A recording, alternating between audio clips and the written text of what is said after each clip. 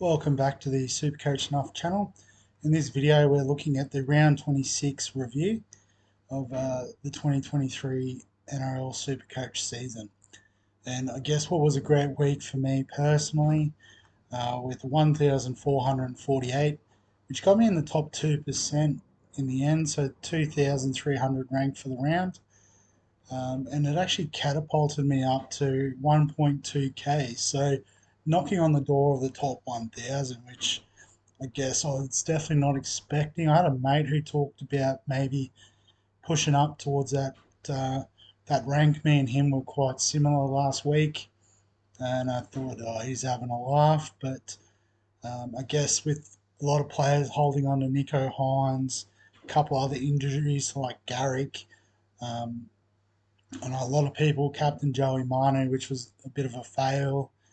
Um, so yeah, I guess it's one of those things where one more good week and we could be in the top 1,000 for the year, which would be a raging success considering how far back in the pack we started. So we'll have a look at the team that did the business. And I guess I should have mentioned as well, you would have seen on the front page there, 2 out of 2 wins in the final, grand final head to head, obviously. So yeah, it was absolutely cheering about that too. Get a little bit of money out of one of them, which is a bonus. But I guess for our team this week, we had Harry Grant, who scored 70. He started off the bench again, I'm pretty sure. And also, there's a bit of talk about he might have a shoulder injury. So hopefully, he does play this week in a big game against the Broncos. You'd imagine he'll push to play, trying to get that. I think they're still in the hunt for top 4 if they're not already locked in. Um, so yeah, hopefully he plays, but we may need to cover. Reed Marnie, 46, coming off the or on the bench for us. That's okay. Big Tino with 85, solid as ever. Payne Haas, same deal, 66. Joe Tarpany was a little bit flat with 55, but it's still every point counts. Dave Fafita, 47. That'd be one of his lowest scores for the year, but we forgive the big man. We know what he's capable of. Um, Tohu Harris with the 60, that's solid. And Jermaine Hopgood with 74. So started on the bench, I was a little bit worried. But, as soon as he got on there, he just works. And that's why we've had him in the team for most of the season. Britton Nicola, 61. He was originally not named in my 17. But I guess when we get to the captaincy talk, we'll talk about the moves that occurred across the weekend. Dan Russell continues to be very impressive with the 60. And so then in the back line is where there was a couple more changes. So Nathan Cleary was my vice captain on Thursday night. Pre-updates, he was about 90 odd, so I thought it was probably not worth going the loophole on him. And I did have the captaincy on Manu. If you remember my round 26 preview, I was saying that was going to be the pick that took me to glory. However, when I looked at the Friday night results, I saw DWZ, who my opponent had, unfortunately didn't do too well, scored about an 18, might have been 20 with updates, I'm not sure. But essentially, if I made a couple of moves to bring in Nikora and lock the C on Ponga, it was basically he had Fanua Blake and DWZ, and admittedly Fanua Blake did awesome. Scored a try, got 100.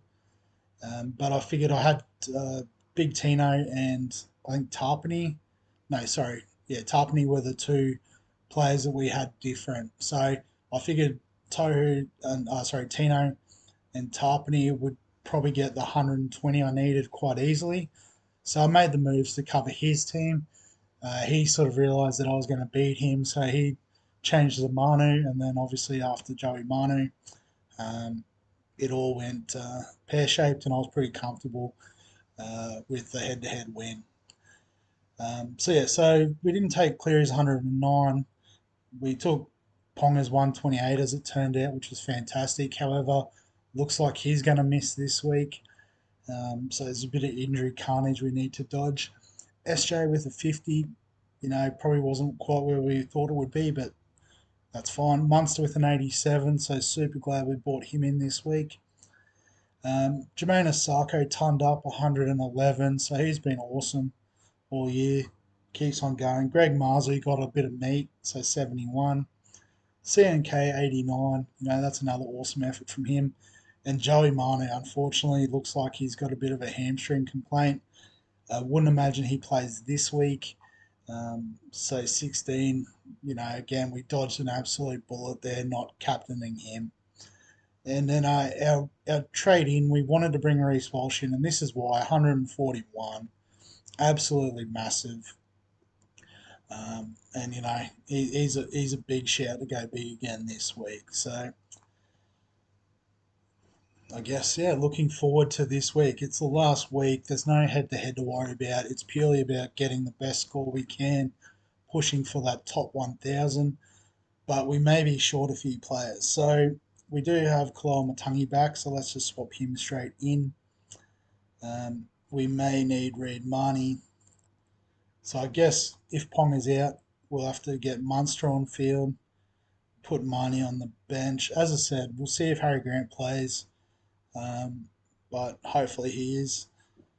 Tedesco should be back, so he'll be on the bench. So what do we got? We've got our 4 bench slots filled, plus Nicaros are still available. All right, maybe we'll get Marnie a rest. So I guess if Grant doesn't play, we've got Marnie can come in. We've got those guys are all good. Those 4, Cleary and Johnson should be okay, unless there's some funky resting and that sort of thing. But I'd imagine, given Penrith lost, they'll be pushing hard for the win. Although if the Broncos win, I suppose they won't have a chance of minor premiers, will they? Interesting. I guess the issue is going to be in our centre wing because Garrick's, you'd imagine, wouldn't play this week again.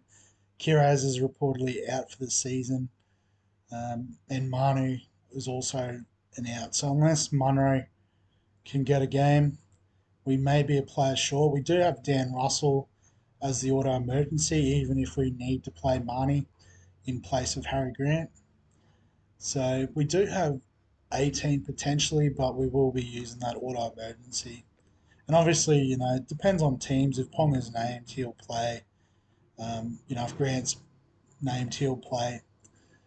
But yeah, we'll run with this team for now. And then just looking at the fixture, the obvious VC is Reece Walsh this week. And particularly given how few players we have with all the injuries, it might be the perfect loophole to put the C on Munro or one of these other guys. And then obviously, we'd pick up Russell, Marnie, which probably won't be the worst auto emergency score. Um, and then the captaincy.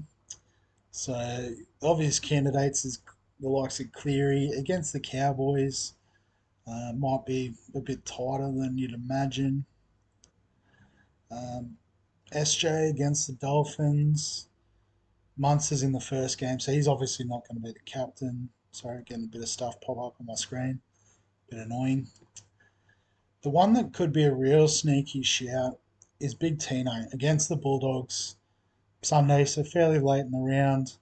Um, the Bulldogs' middle defence has not been fantastic. So there's every chance Tino could crash over, get a try. We could say the same for Fafita. So it could be one of these guys. Um, I'll have to think about it, but I'll probably lean towards Tino um, just because of his work rate through the middle. And that's where the Dogs really struggle is through that middle sort of area. So could be a nice little point of difference captain to end the season. We'll obviously, spend some time thinking about it. Team list come out on Tuesday. But yeah, I think we can cover okay enough. Obviously, we're hoping that some of the teams in the top 1,000, are also as affected by injury as us, and the fact that we've had such a deep squad at the back end of this season is probably going to be the point of difference for us, I think. But we'll wrap it up there for now. Obviously, if you've got any comments or questions, feel free to get them down below. Um, like the video, subscribe to the channel if you are enjoying the content. Obviously, the NRL stuff is wrapping up. However, we've got EPL, We've got NFL. It's all happening. I just saw the NBL. There you go. You might be able to see it up the top there. It's just looks like it's about to open up if it isn't already. So I'll probably have a crack at that sometime this week. I know nothing about NBL. So once we get into that, I'll definitely rely on the comments and the suggestions. But other than that, as always, thanks for watching, and I'll catch you in the next one.